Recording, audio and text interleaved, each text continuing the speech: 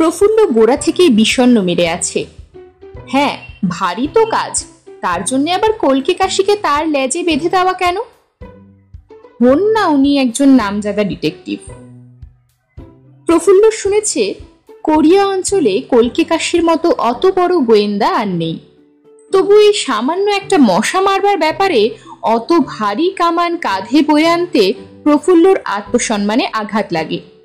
এত বড় অপমান হজম করবার পর খেতে কারো রুচি থাকে? কিন্তু মিস্টার কলকে কাশি বেপরোয়া। ডিশের পর ডিশ তিনি সাবড়ে চলেছেন। কাঁটা চামচের তার কামাই নেই। এক ফাঁকে সামনের ভদ্রলোকের প্রতি তার দৃষ্টি পড়ে। এ কি? কলকে কাশি একটু অবাকই হন। একজন খুনে একটার পর একটা 10টা খুন করেছে। নিজের চোখে এরকম দৃশ্য তার জীবনে একাধিকবার তিনি দেখেছেন, কিন্তু বিস্মিত হতে পারেননি।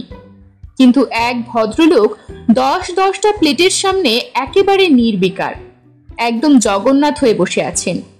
একটাকেও কাবু করতে পারছেন না। তার সুদীর্ঘ জীবন স্মৃতির মধ্যে এরকম কাণ্ড তার স্মরণে পড়ে না। বিস্ময়ের ব্যাপারই বটে।